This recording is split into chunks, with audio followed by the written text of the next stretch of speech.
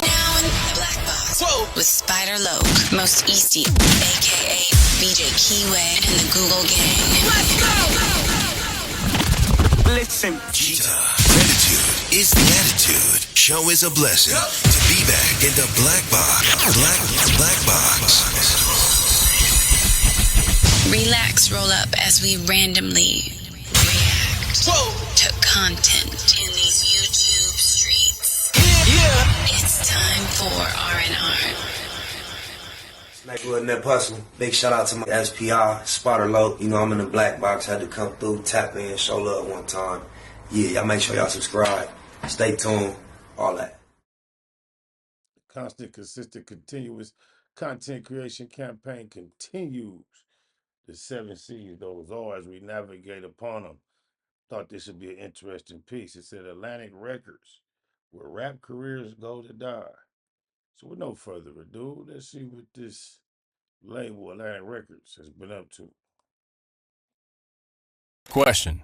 How does a record label with these A-list musicians go from dominating the charts and shaping the sound of a generation to losing nearly all of its top talent in a single year? From regularly topping the charts thanks to their dominance in both streaming and album sales, to hemorrhaging talent, dropping nearly all of their roster and falling out of the conversation entirely. This is one of the biggest fall-offs in music history that nobody seems to be talking about. Let's start with Cardi B. The one-hit wonder curse is probably the most interesting and most tragic character in music. For a brief moment in hip-hop, she shocks the world, becomes the #1 female-selling artist in the world while simultaneously winning every notable award, and fundamentally changes how we think of artists. Extreme money and fame enter the picture, and we see our newly crowned queen fly a little too close to the sun, only to collapse spectacularly and fade into obscurity. That's the life of a one-hit wonder. None of this applies to Cardi B. Boasting 13 platinum songs on her very first album, Invasion of Privacy, Cardi B stands out because in just a few years, she went from being a love and hip-hop contestant to one of the most successful female rappers in the history of music ever. At her very first Grammy Awards, she won Best Rap Album for Invasion of Privacy, beating Travis Scott's Astroworld, Mac Miller's Swimming, and Nipsey Hussle's Victory Lap. Notably something that Nicki Minaj has not. We know that was a damn shame. Imagine Cardi B beating Victory Lap. Then they give it to my Nia the next year after he not here. Oh, my mama, we got to do this one time.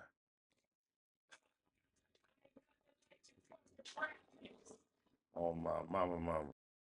Never won, fueling industry debates about Cardi's rapid industry push. Yet since 2018, Cardi hasn't released a sophomore album. And while she's dropped a handful of #1 hit singles since, none of them have built sustainable hype for an album rollout. In 2020, it was rumored that she was renegotiating her label deal with Atlantic, with Hits Daily Double stating, Cardi dropped a number of tracks and features in the last year or so, but it's been a long while since her 2018 debut album. Still, she's a monster brand. Insiders say a renegotiation of her record deal has held up the release of her next full-length album. What's taking so long to get that deal done? Is something more than money involved? Well, it's been 7 years since Cardi's last album, and she's announced her album numerous times, yet it keeps getting delayed.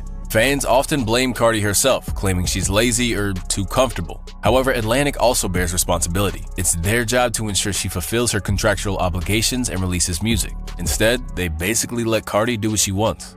It seems that Cardi B was Atlantic's golden ticket, an artist who successfully challenged Nicki Minaj's reign while ushering in an entirely new wave of female rap. She more comfortable selling that Hot Pocket. You see what she back to doing, selling it at a higher level, all in the NFL. Oh, my mama. But after securing their big win, it seems Atlantic failed to figure out how to capitalize on her long term. Now, the label is practically begging her to release new music. Here we see clearly that under Atlantic's mismanagement or lack of direction, they may have played a major role in her prolonged absence from rap. Jack Harlow is another cautionary tale of Atlantic's artist pipeline. Despite making music for years, he blew up in 2019 with his viral hit, What's Poppin'. With his charismatic personality, super clean image, and a pop-friendly rap style, many saw him as a potential contender for Drake's spot. His 2022 album, Come Home, The Kids Miss You, was heavily hyped, fueled by his feature on Lil Nas X's Industry Baby and his hit single First Class. However, when the album dropped, it failed to meet expectations. Despite its big marketing push, the album debuted at number 3, trailing behind Bad Bunny's massive first-week sales and Future's second-week numbers, despite having features from Justin Timberlake, Drake, Pharrell, and Lil Wayne. The album also received negative reviews, with Pitchfork stating the following: "When reviews are calling the music bland, it's because the artist themselves hasn't been developed enough to find their authentic voice." Once again, Atlantic had taken an artist that was good at putting out hit singles, but wasn't quite ready to put out a full-length studio project. Since then, Harlow has maintained some relevance through some viral singles, a New Balance brand deal, and even a major acting role. However, his music career has lost the momentum it once had and remains in limbo. Whether he will reignite his hype or fade into the background remains to be seen. But that pales in comparison to one of Atlantic's biggest fumbles. NBA YoungBoy signed with the label in 2017 and quickly became one of the most prolific rappers in the industry. Dropping an average of 3 to 4 projects per year, he built a massive cult fanbase that consumed everything he released, making him one of the most streamed artists globally, beating out pop stars like Ariana Grande, Justin Bieber, and virtually every mainstream rapper. In just a few years, YoungBoy was consistently racking up billions of streams and pulling in record-breaking numbers without the need for Atlantic to heavily promote his projects. However, despite his success, he still found himself at odds with his label, a familiar story for artists under Atlantic's umbrella. In 2022, YoungBoy accused Atlantic of blackballing him, claiming they removed his mixtape Colors from the Billboard 200 charts to suppress his success. Following this fallout, YoungBoy's relationship with Atlantic completely soured. He wrapped up his contract obligations in 2022, and instead of Atlantic doing everything to keep their top, low-maintenance artist on their roster, Atlantic begrudgingly offered him a $25 million deal to renew his contract. However, he turned it down, making it clear that he no longer wanted to be associated with the label, while allegedly going on to pick up a bigger bag from Motown Records. Life must be nice. You could turn down a quota ticket. Not even a quota ticket, 25, a quota hundo, 25 tickets. Since parting ways with Atlantic, YoungBoy's career has taken a noticeable hit. His final release under the label, Lost Files, failed to even crack the top 30 on the Billboard 200, selling just 18,000 units in its first week. Meanwhile, Atlantic still owns the rights to all of YoungBoy's biggest hits, including his collaborations with Juice WRLD, meaning that even though he walked away, they still profit off his past success. As part of his exit negotiations, YoungBoy even tried to buy back the rights to his masters, offering 4 free albums in exchange. However, Atlantic refused the deal and opted to hold on to the ownership of his catalog, meaning all they have to do is sit back and collect checks while YoungBoy struggles to regain momentum under a new deal. NBA YoungBoy was one of Atlantic's most successful artists, yet even he couldn't escape the label's profit-driven tactics. They squeezed every bit of value out of his work, refused to give any real ownership over his catalog even after he recouped, and once he was done fulfilling his contract, they let him walk, while still making money off of him indefinitely. Now, we could probably go on for days reeling off examples of why Atlantic is always at the center of this discussion whenever a rapper on its roster faces issues with creative output, project delays, or underwhelming releases. But it actually goes much deeper than this. In 2020, streaming platforms like Spotify and Apple Music were experiencing a boom, and the pandemic had reignited global interest in music consumption like never before. Sensing an opportunity, Warner Music Group, Atlantic's parent company, decided to go public to capitalize on the music industry's newfound profitability through streaming. And as DJ Academics explains, anything after 2020, we start looking at Atlantic get rid of everybody. Everybody's going. They're allowing people to take their artists. Now, from what I heard, is that needed to happen for about 3 quarters. They said if Atlantic was turning a profit for investors, they promised the executives, I heard, up to like damn near $100 million in bonuses. Why? The executives were going to get their pockets lined by the company, the overall company going public, by them keep bringing a profit in. When WMG's IPO launched at $25 per share with 77 million shares available, the company was suddenly valued at nearly $12.75 billion. Major financial institutions like Morgan Stanley and Goldman Sachs underwrote the deal, signaling a major shift. WMG was no longer a private company, but a publicly traded company, and was accountable to investors rather than just artists. This fundamentally reshaped the label's operations. With shareholders demanding consistent profits, Atlantic's strategy shifted from fostering artistic growth to financial optimization. As a result, Warner went on an aggressive acquisition spree. Just months after going public, WMG acquired IMGN Media, a company that basically owns sections of the internet meme culture through notable Instagram pages, for a staggering $85 million.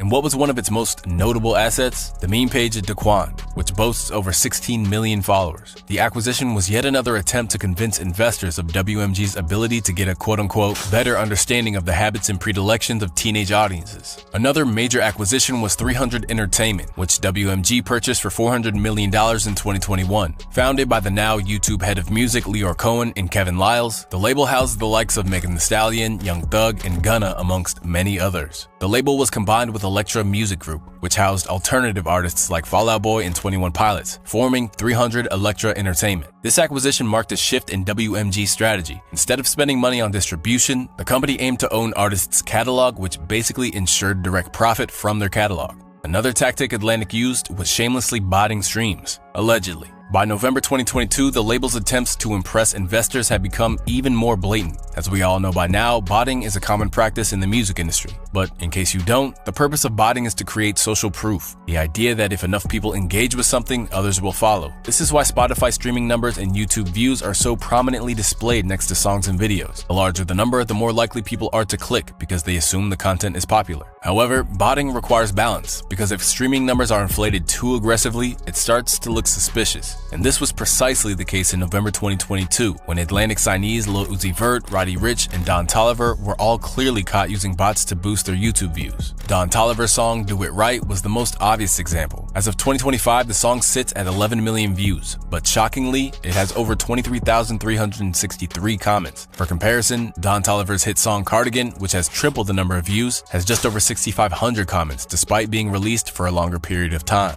A quick scroll through the comments revealed hundreds of bot-generated responses consisting of singular characters, further fueling suspicions, and the proportions were completely off, leading many to believe that bots were at play. In 2024, the music industry began to slump. Spotify's growth had flatlined, with few remaining markets left to dominate. This stagnation had ripple effects across the entire industry, leading to a mass of layoffs, particularly at WMG. In early 2024, Warner Music Group announced plans to lay off 10% of its workforce, a move that included major executives disguised as quote-unquote dynamic restructuring. The company simply did not have the financial resources to continue paying high salaries. Among those affected was Julie Greenwald, who had served as CEO of Atlantic for over 15 years, and Kevin Liles, who stepped down from his position at 300. With investors pulling out of major labels and a power shift occurring across the industry, many legendary music executives left their roles, signaling a major transition in leadership. In addition, instead of shelving artists, Atlantic dropped dozens of artists in one day, with Gucci Mane's 1017 label taking the biggest hit. He had to drop all but two of his artists, Fujiano and Pooh Shiesty. The WMG stock has reflected this struggle, as the company faces harsh financial consequences from its decisions in 2025. Recent moves by WMG and Atlantic Records suggest that the music industry is consolidating at an unprecedented rate, and Atlantic is only getting bigger. Along with WMG merging 300 Entertainment and Elektra under a single umbrella to form Atlantic Music Group, the biggest shift came in 2023, when WMG acquired 10K Projects. Now, 10K Projects has its own unique backstory. Founded in 2016 at the peak of the SoundCloud era, a young Elliot Grange, the son of Universal Music Group CEO Lucian Grange, launched the label in partnership with UMG. Instead of relying on traditional A&R scouting, 10K Projects used SoundCloud as a cheat sheet, tracking data trends to discover talent before traditional labels and A&Rs. The strategy paid off fast, with one of Elliot's first career-defining moments being securing XXXTentacion in a major label deal. Grange then signed Trippie Redd, 6ix9ine, and Internet Money, and more recently, Ice Spice. So in September 2023, Grange announced a joint venture with Warner Music Group. As part of the deal, WMG acquired 10K Projects and paid him a staggering $102 million. Now, in September 2024, around the same time several major executives left, WMG appointed Elliot Grange as the new CEO of the newly consolidated Atlantic Music Group. Now, Elliot Grange oversees the fourth largest label in the music industry, while his father, Lucian Grange, continues to run the world's largest music conglomerate, Universal Music Group. Together, they control nearly 40% of the industry, holding a stake in some of the biggest artists, including Taylor Swift, Drake, Cardi B, and Kendrick Lamar. After sweeping layoffs and a ruthless roster purge, Atlantic has cleared the board, setting the stage to either rebuild or self-destruct. And now, all eyes are on Elliot. Will he champion artists the way he did at 10K Projects? Or will Atlantic fall back into the cutthroat politics and short-sighted deals that got them there in the first place? Whatever happens next won't just define the label. It could reshape the entire industry.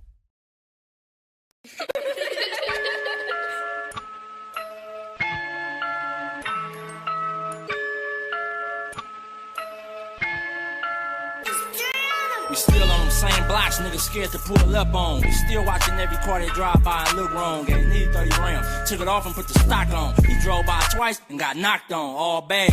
fuck with us, it's all sad. You better off riding through enemy hood with no tents and run out of gas. You wanna pass, you better draw a couple names out. 9 times out of 10, them questions we ain't giving out, it's on sight. And we ain't shooting, it's a fist fight. Box a nigga head off like Iron Mike, boot bop. With BG and a Mustang, I let the top drop. 2 pipes out the ass, figure 8 and hit the gas. Same old gold rag from about a year ago. Spot that bitch tied around my neck, I'm blue Smurf low. And I only fuck with high heads and cutthroats. So leave something hot in your head and with a cutthroat. Who gon' smoke? I be doing the most. So niggas start moving when they see me reaching my coat. It don't matter what we post, me and mine's never nervous. But I asked about the last time them niggas try to serve us. Ain't nobody gon' hurt us. No Steph Curry, everybody hold 30s. Telling you cuz it's murder where we come from. Chopper sounding like a bass drum. And I can tell that you ain't no gangster, you tryna be one. Tryna get in this lane but can't keep up. Rollers get behind the stash spot, put the heat up. Riders get cracking when we link up. And fuck all of that mumbling. Say it with your chest, nigga, speak up. We love confrontation, nigga, we with anything. And really on that beat shit, it's up there with any game. In my BG voice, no EA Sports, they know what that mean, nigga, we ain't playing no games. They know me by my face. Them niggas know you by your Facebook name. We are not the same. I really come from the game, nigga. You better check the stats. It's M's everywhere, from the tat to the hats. Yeah, that.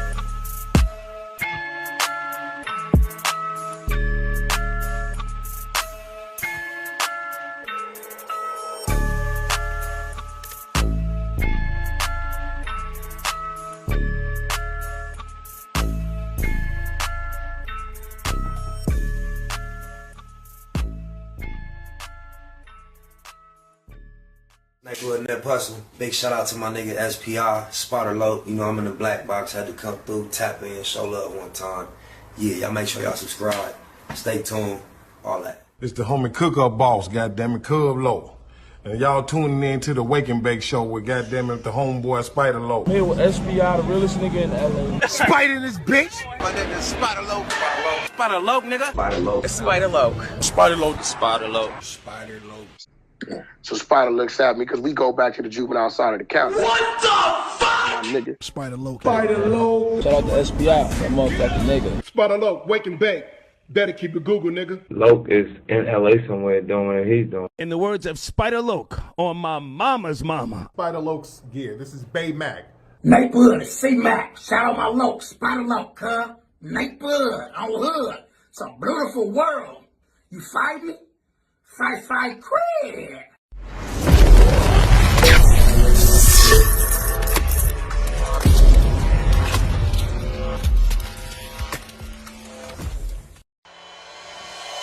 Point blank, do no subliminal dissing. When I listen, I can tell you never been on no mission. Sticking to the script, don't care if I offend you. Neighborhood crib, the marathon I overlook my competition, never seeing them. I done trained my mind that I'm going. You could tell by how I walk, talk, I'm a boss. A east side millionaire, homie, what you thought? My life is a movie. They can't get close to me. They mad cause they can't be. I'm everything that they wanna be, yeah. You are now in the black box. Whoa. With Spider Loke, Most Easty, aka BJ Keyway, and the Google Gang. Let's go!